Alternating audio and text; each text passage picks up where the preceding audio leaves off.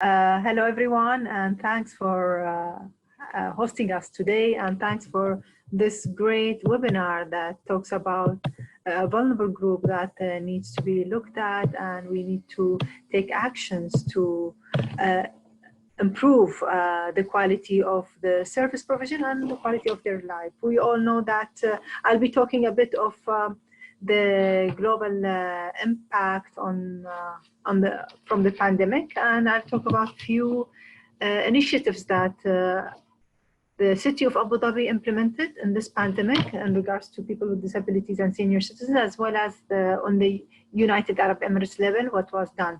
So we all know, we all are aware that this pandemic have affected everyone, regardless of the vulnerability, and the vulnerability are the ones who were affected most. So no one was expecting that life will be changed, people will be working from home, there'll be online education, and there are a lot of people who cannot even access education. We are very lucky to have an access to education. In that regards, at the beginning, when the pandemic happened, at the beginning, maybe lots of education systems were not ready, especially those who are serving the PODs. So schoolings were stopped. In the UAE, the schools were ready and they had the online learning platform that I was already involved in that back from 2014. We were working on the smart learning back then, but we would never expected that we would use it in this time and we would be needing it. So immediately the schooling was smooth. The challenges that we had that were for centers, for people with disabilities, that this is a new norm for them to stay at home and they're not used to online education. And the sudden cut of the therapy and the rehabilitation services has affected, and we said that people's life will be impacted. We know that certain regression will happen, but not full regression, because we had complete work from home, and schoolings were stopped, but lockdown happened later on.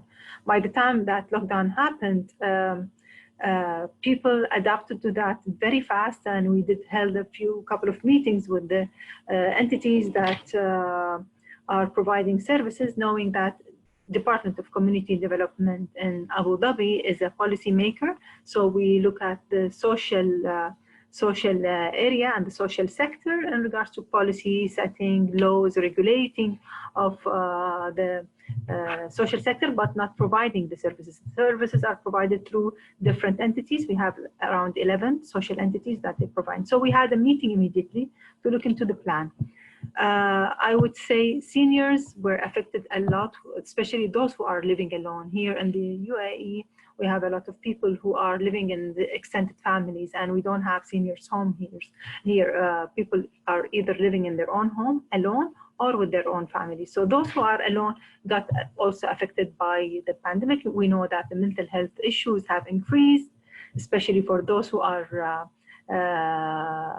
vulnerable to getting mental health. So a few actions the government took in the UAE. First of all, we activated the online rehabilitation and the services for people with disabilities. Maybe I was one of the first one who has a personal story that I can share, rather other than the city level.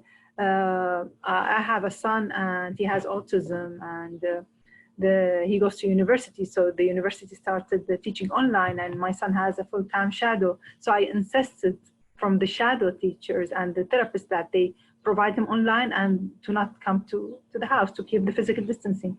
There was a bit reluctant. It took him only 2 weeks. I said, they'll have to learn. They have to go through that learning curve, and everyone went through that learning curve.